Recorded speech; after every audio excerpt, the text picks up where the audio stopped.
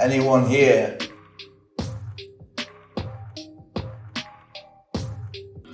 That is the strangest thing we have ever seen at my haunted hotel, isn't it? Was that you, Spirit? I felt you. I'm actually genuinely scared now.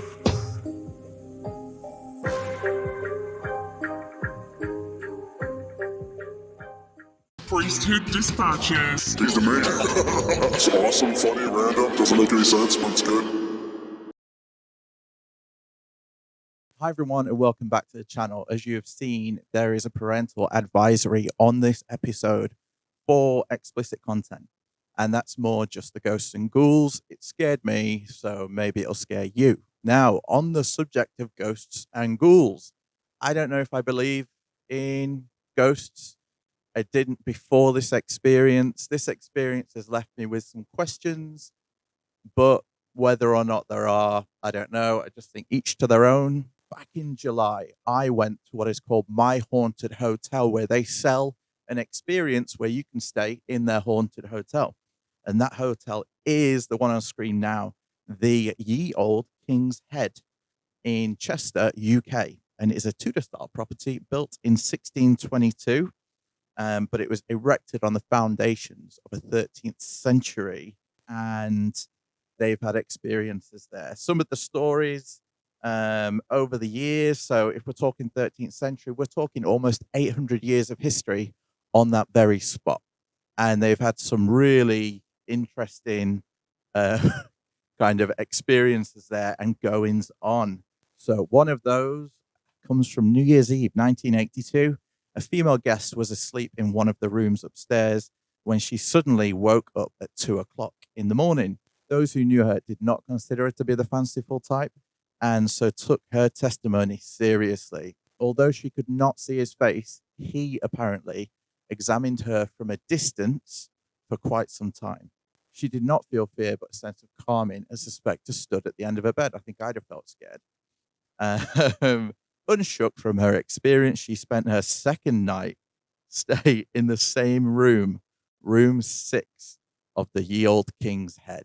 Now, you'll see that in this episode, I get to go around all 6 rooms, and it's on the top floor of the building, and I was alone. Usually, you can have 2 people to a room for the night, and a lot of guests are, they bump into other guests. There's other people on the top floor with you. But no, I was there 8 p.m. on the night before until 8 a.m. the next morning alone because no one else had booked, which I didn't know until I got there. So yeah, once the bar closed downstairs and the staff had all gone home by 2 a.m., any noises that I heard were either the building relaxing or apparitions. And I heard some noises. Let me tell you, we'll get there. Okay, one more experience. The ghost of a child appears sometimes upstairs, having a particular fondness for bedroom number 4. A different residential vibrational energy takes the form of a poltergeist from time to time. In one room, it draws shakily on the mirror. In another, it irritatingly moves guests' items around. The cries of a young toddler are heard at times when there is no toddler around to make them. Usually on a Sunday. I didn't stay on a Sunday. I think it was a Tuesday night. With frequent energy readings from local supernatural ghost-busting teams, we have plenty of photos and audio activity. And we'll see some of that audio activity as we go along. Now, the reason I booked this is because they've got the hotel all set up with like night vision cameras and all sorts of things. But unfortunately, the owners of the hotel went back on their promise and did not provide video footage from the night vision cameras, which is why it's taken so long to put this together from July to now. And then I thought I'd wait for Halloween because it's Halloween week. But yeah, so sorry about that. But there is a lot of shaky footage of me with my little nightlight as we go through. And I think it's enough to give you a good idea of what the happened. Okay, let's get cracking in room 6, which was the room that they gave me to sleep in for the night, which is actually the room from the story just a moment ago where the dark figure appeared at the end of the lady's bed. And I'll show you some photos now of room 6. Now, just before going to visit the hotel, I was looking up some of their best proof of there being like ghosts in the hotel. And one of them was in room 6. And it was this rocking chair that was in all the local newspapers. And this rocking chair rocks by itself. So I was like, oh, wow, I don't want to go in that room. And that happened to be room 6. So when I walked into room 6 and was met by this rocking chair that you can see rocking now by itself, I was freaked out. But here's some pictures around room 6. Okay. It was really dark. You can see that like there's lamps on the walls that are flickering. I'll just show you now how dark it actually was. And yeah, there's this creepy black doll in the chair in front of me, which is just creepy as hell. And they said that they got that from like a haunted collector. Yeah, it was just creepy. The bed was really comfy, like physically, but the room was really creepy, like physically and emotionally. And yeah, that's the room I slept in for the night. So at this point, I should probably mention the setup. So I'm upstairs on the top floor alone with the ghosts. And downstairs, there's the owner of the property and one of his assistants. They run the night and they've given me a radio. And throughout the night, they will send me from place to place. So there are some times I get on the radio quick and I ask them about like bumps in the night and stuff. And they look back at the camera footage and see if there's a reasonable explanation. Sometimes I just need to hear another human's voice because I'm freaking out. But let's carry on in room 6 and see what I get up to. Okay, so I'm now in the attic of the building and it already looks creepy. I'm in room 6, which I think is this way.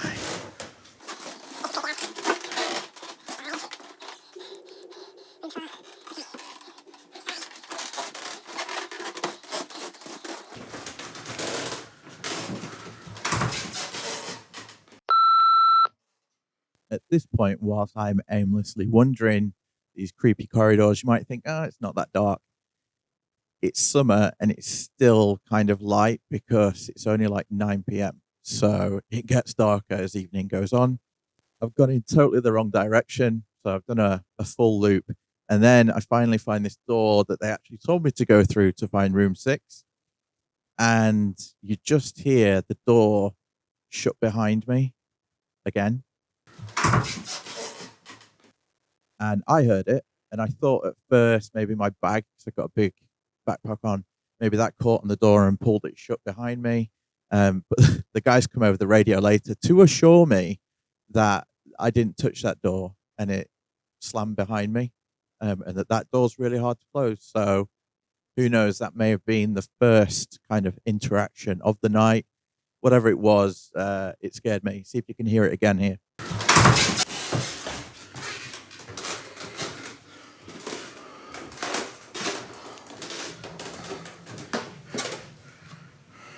Room 6. Let's see what we got. Okay, so I'm in room 6 and it's creepy as I am scared, if I'm honest. Having a quick look at the doll behind me in the chair, but this is as light as it gets. And behind me there is the bed I'll be sleeping in for the night. And yeah, this is, you can hear the fan in the background going, but other than that, oh my gosh, I'm wetting my pants. There's something on the bed to read, and I'll just read it for you. Welcome to room 6. You've been chosen to stay in one of the most haunted rooms in the hotel. We encourage you to explore your room as you may find some hidden information on how to conduct your own private investigation. Your room has been decorated to evoke the spirits that have been recorded in this room. Room 6 is the most infamous room in the hotel. A dark and sinister male entity. Oh my gosh. Reflection. Has been recorded on more than one occasion in this room. He does not like women and anyone willing to stand up to him.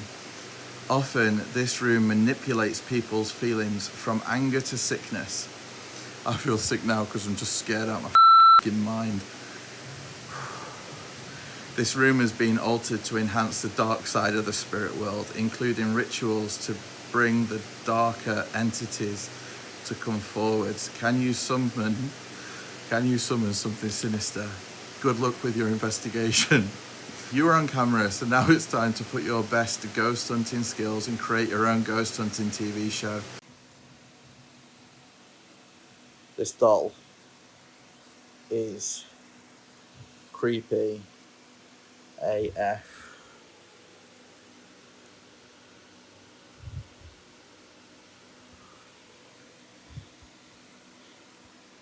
What have we got here?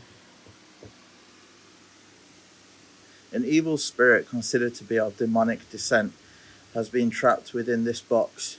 It has been sealed for your safety, but has been known to trigger activity within the rooms it's placed in. I feel like I want to look behind me. The creature is known as Boone. He is known to be a Duke of Hell who can manipulate the dead. Is Boone responsible for some of the disturbances in the hotel? Okay, so we all know that Joseph Smith had a thing for seer stones, and I figured if this place was so close to the spirit world, then seer stones would work. Okay, so I've been, and just like Joseph, taken some good time to find the stone with the biggest screen, and this is the one that I found. It's got a really nice flat screen at the front for the words to appear on. I figure God, a just God, won't be too worried about the kind of hat. So I got a baseball cap, and we're gonna see if we can get anything. So I figured we might as well go the whole hog and film in the crazy moving chair that moves by itself apparently. So I'm going to sit inside that chair in the middle of this pentagram with my face looking at a rock in a hat. Rock hat. Sorry, darling. She's heavy. For now. Oh, I'm scared. So scared. Here we go. That is the strangest thing we have ever seen at my haunted hotel, isn't it? A guy sat on the rocking chair, the famous rocking chair, with his head in a baseball cap looking at a rock in the baseball cap. So what does he actually do now, Brett? Is he chance? Or is he just trying to see through? This is, anyone who's watching home, is an ex-Mormon, and this is how Joseph Smith actually saw writing through a seeing stone.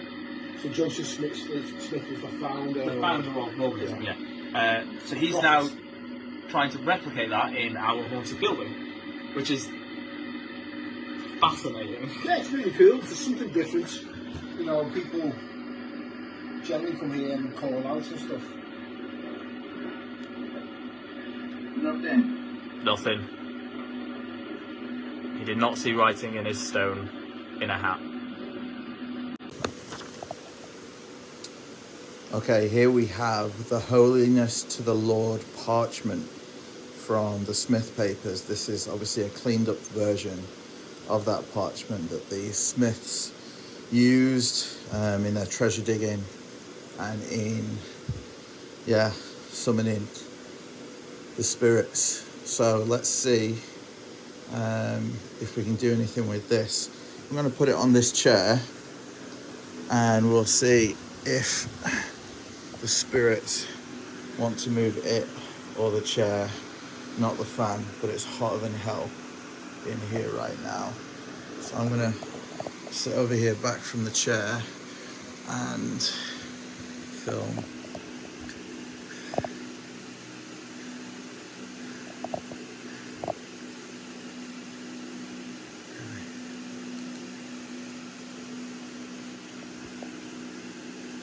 Is there anyone there?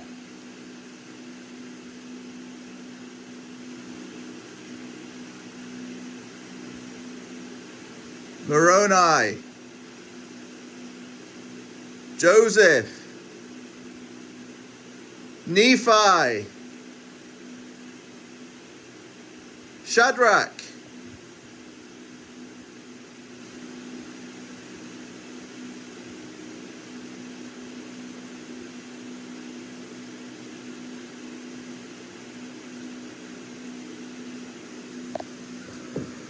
Let's turn the fan off for a minute so we can hear.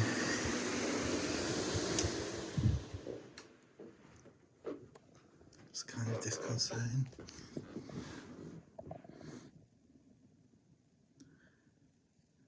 Is there anybody here?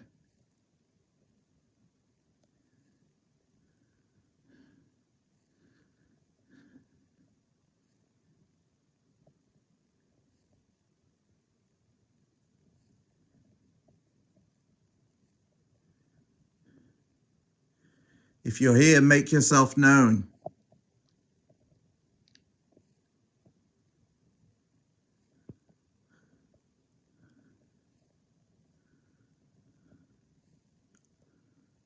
Knock 3 times.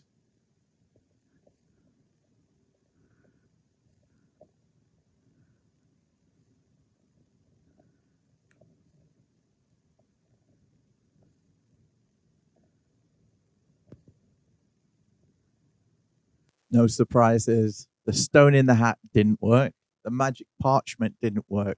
Calling out to see if there was anyone there didn't work. So room 6 seemed like a bit of a bust. The chair wasn't moving. The doll, although scary, didn't reach out and try to strangle me when I picked it up. At this point, the people from downstairs came over the radio and asked me to go to room 1.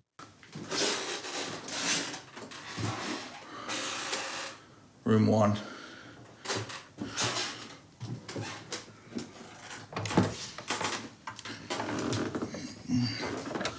Oh, what fresh hell is this?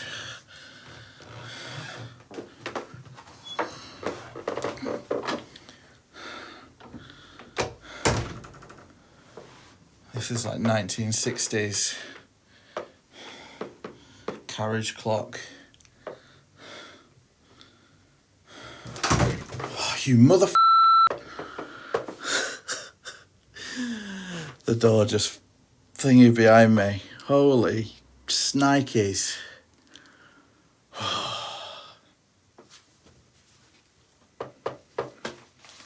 Oh, I left the radio behind. Okay, I'll be back, room 1. I'll be back.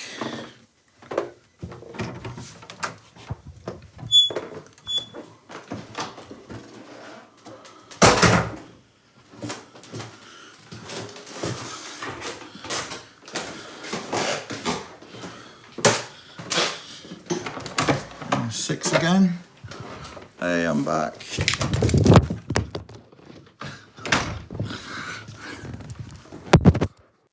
At this point, as I re-enter room 6, something knocks the camera out of its Steadicam holder thing, which was really freaky. So maybe the second, interaction of the night. Back to room 1. Room 1 has been decorated with the post-war aesthetic in mind to evoke the spirit of a local clergyman who has been spotted in this room from around the same era. This room has many hidden secrets, including the secret as to how a spirit named Mary was murdered. Can you find out how? This room has been subject to lots of knocking and banging on the door and walls. We have disturbed something in this room for sure. So I think in room 1, there's a lot of curtains here. So I think it's time for a chat to a curtain.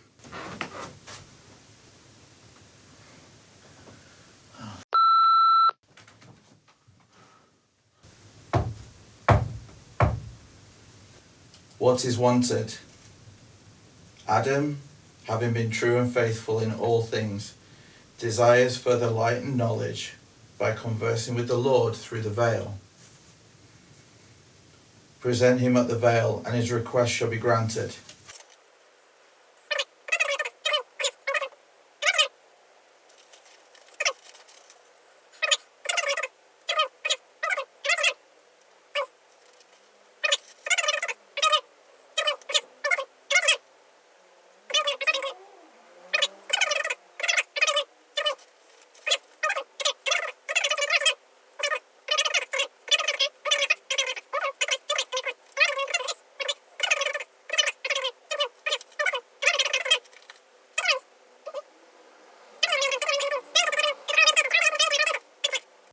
Another strikeout for Mormonism. I went through the whole presentation at the Vale and nothing.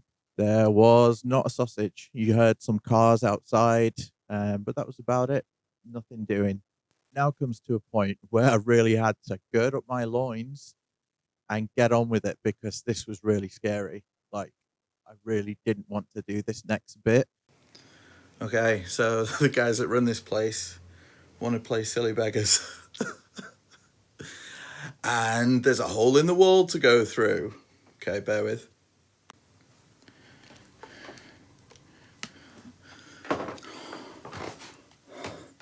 Okay, there's the hole in a wardrobe. Are you going in or not? Because it looks like I am. Bear with. Let's take the Book of Mormon with us, might as well. If we're gonna die.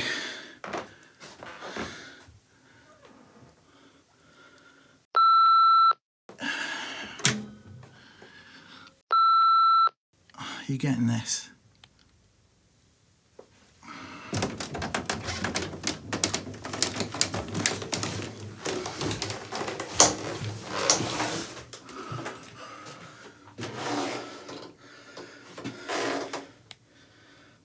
Narnia. Okay.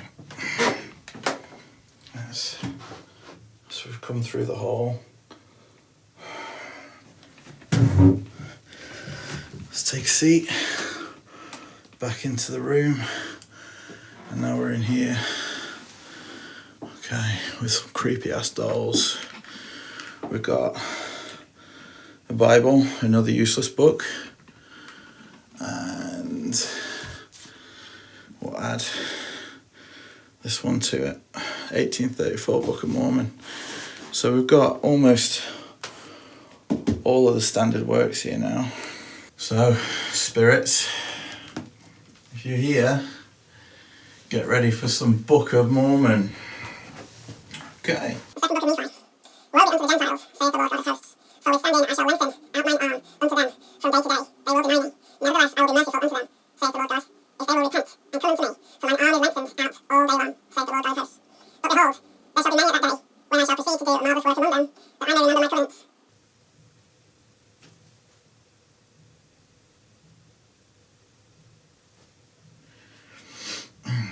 Which I have made unto the children of men, that I may set my hand again the second time to recover my people, which are the house of Israel, and also that I may remember the promises which I have made unto thee, Nephi, and also unto thy father, that I would remember your seed, and that the words of your seed shall proceed forth out of my mouth unto your seed. What was that?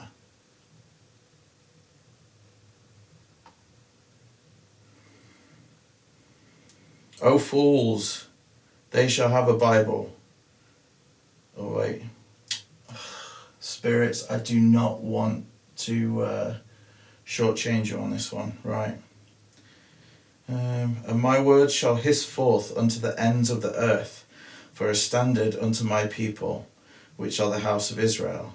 And because my word shall hiss forth, many of the Gentiles shall say, a Bible, we have got a Bible, and there cannot be any more Bible.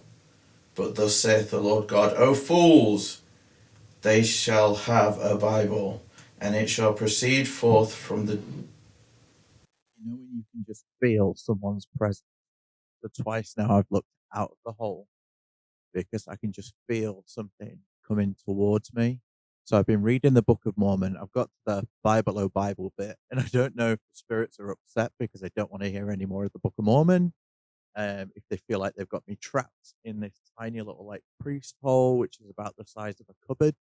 I mean, why I climbed through that hole anyway. But at this point, I feel like a scratching on the floor underneath me, and it wasn't until I was just editing it that you can actually hear it. Okay, I'm going to play the sound, the sound, one more time.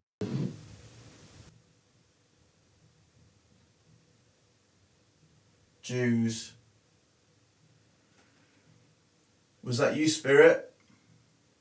I felt you.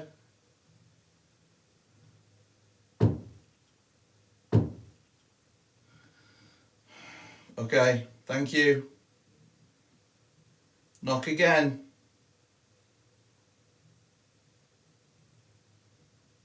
James, can you hear me?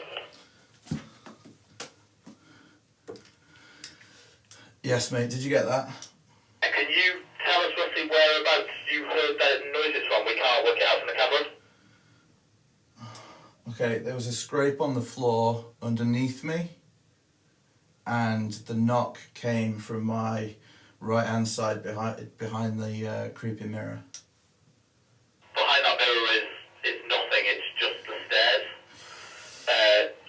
So, that's interesting. Yeah. I'm gonna exit the creepy cubby hole now, if that's okay. It'll be fine. And that's enough in here. Okay, bye, whoever was in here. Have a good one. Okay, we're moving on to room 3, which apparently... So that was the end of room 1, the priest's room, and we had a horrible feeling when we were inside that priest's hole. We had the scraping on the floor, and then we had a bang on the wall. And the guys obviously said that the other side of that wall is like a 20-foot drop in the stairway, so there was no way anyone could be on the other side of the wall knocking.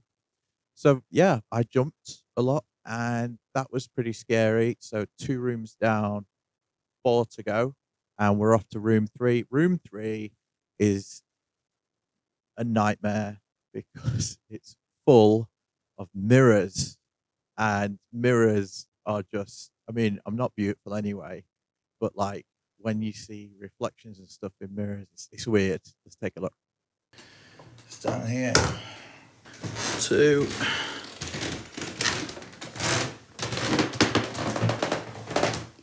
3.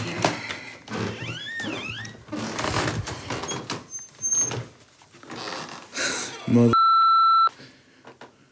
Okay. So this room is basically a room full of mirrors, which, if you don't like your reflection, isn't very nice. Oh. Okay, what's on the bed? Hey, it's me. I'm back. Room 3 has been decorated with something.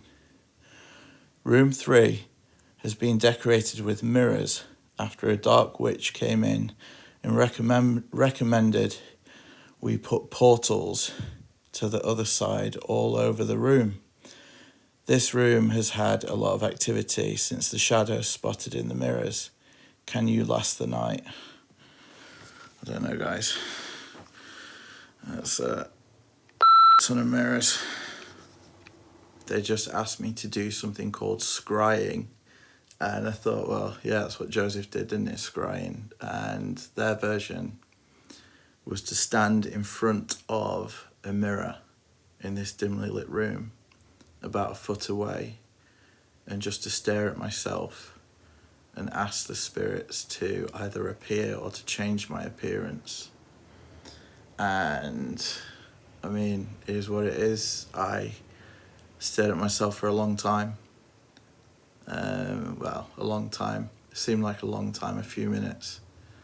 And I felt like my face was getting older, like an old man. and my whole body was like tingling, like the spirit. And I felt sad. And they said that's kind of what they've had before in this room, an old man or an old woman who are depressed. So that's weird. Okay, let me tell you a story. Okay, this story, I was bishop, and I get a phone call from a member, a less active member, who said that he could see dead people, okay, and talk to dead people. And I was fully like believed him that he could see and talk to dead people, so fair enough. I think everyone, you know, the veil's thin for all different kinds of people. But so what this guy did is he called me and he said that there was a spirit in his house that he couldn't get rid of, and that it was upsetting his like child, his 2-year-old baby, toddler, and that it was in her room and he couldn't get rid of it, and he wanted me to come as bishop and get rid of it. So I was like, oh, you know, didn't really know I was doing exorcism or anything. So I put on my my best suit with my best priesthood powers in it, and called one of my counsellors to come with me, because there needs to be a good couple of priesthood holders there to cast out a spirit. And we went to this guy's house. Now, let's call this spirit Cuthbert for the sake of the story, because, you know, I like the name. So he said Cuthbert's upstairs in the little girl's room, right? So we go upstairs. I'm starting to sweat a little bit by this point, like I am now in this really creepy room. And we go towards the room, the lights are off. And the guy's like, yeah, he's in there. And I was like, well, don't switch the lights on, because we know that lights scare ghosts off, right? So I went in, and I couldn't see anything. But I was like, right, no, let's get on with it. So I gave it the good heave-ho, arm to the square. In the name of Jesus Christ, I command thee to leave. And all of a sudden at that point, there was a massive bang from the wall behind me. I thought I just heard something. Okay, so there's a big bang from the wall behind me, and I turn around, quick, sharp, thinking, what was that? And that turned out just to be his other son in the other room losing at PlayStation. But the guy says to me, oh, he's gone downstairs, and he's pissed. So we go downstairs, and sorry, I'm a bit scared right now. We go downstairs, and Cuthbert has fled to the corner of the sitting room. And the guy says he's given me both barrels. You know, he's angry, he's snarling, wailing. There was just a loud bang outside the door. Wait, do you get that? Can you... Oh, sorry, let me mute you. What was that? A loud bang in the corridor outside the door. Out there and check if there's anyone out there. We can see on the cameras there isn't, but just double check. Me? Please. He wants me to check that there's no one there.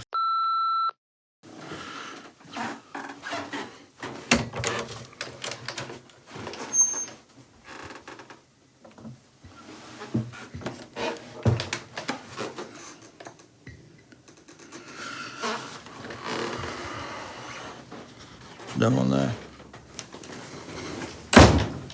No one there. Okay, yeah, we can confirm the pub is now pretty much closed. They're doing final cleaning downstairs, and you're the only person up there at the time. Fantastic. There you go. I think that's got to be maybe the fourth random thing this evening so far. What time is it? It's like 11:30. We've got several hours to go yet. Bloody hell. Anyway, Cuthbert, where was I? Right, Cuthbert. So, Cuthbert's upset. Cuthbert, are you here? Maybe it was Cuthbert outside the door banging.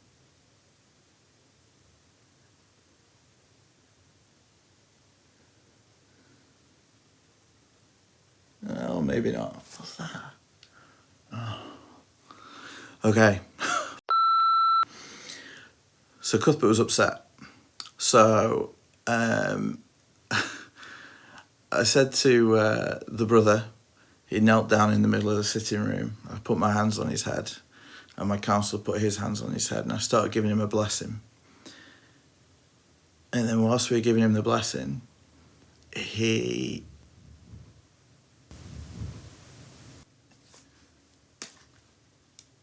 You getting that? What was that, sorry? In the corridor again. Another bang, or we didn't hear anything? Yeah, it was like maybe heavy footsteps. Okay, bear with us, we'll check that back.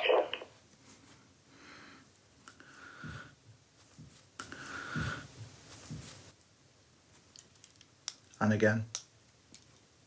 Holy, I don't know if you can hear it. I do not know how I'm still here. Okay, well, he seems to like the Cuthbert story, so let's carry on.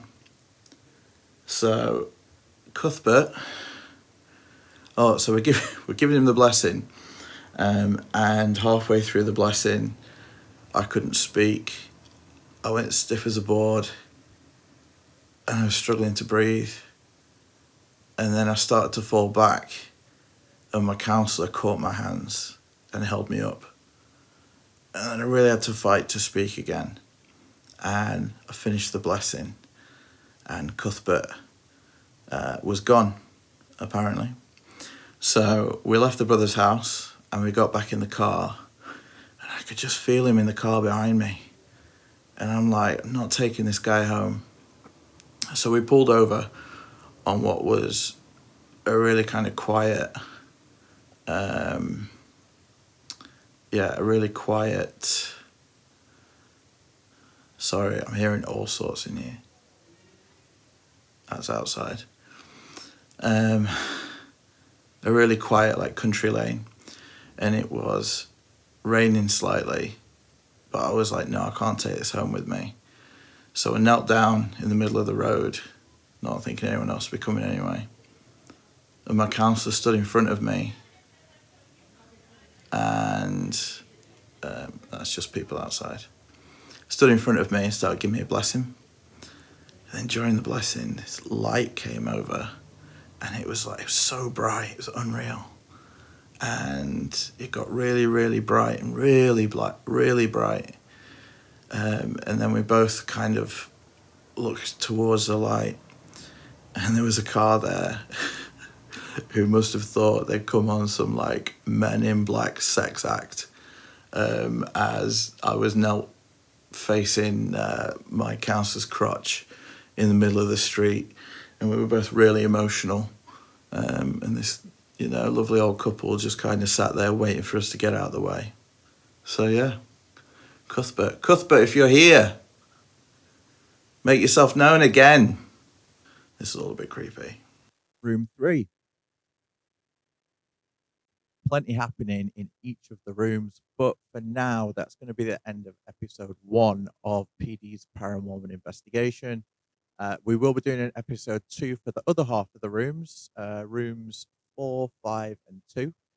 And there's more to come. Trust me, there is a lot more to come. Still, having watched that, don't know if I believe in ghosts. Could have been guys out in the corridor. There may be more than 2 of them there, but I'm giving them the benefit of the doubt at this point to say there might have been something going on. But yeah, for now, if you want to see episode 2, subscribe to the channel, hit the bell button so you don't miss the episode 2 coming out. and like this video. For now, happy Halloween, and I'll see you on episode 2.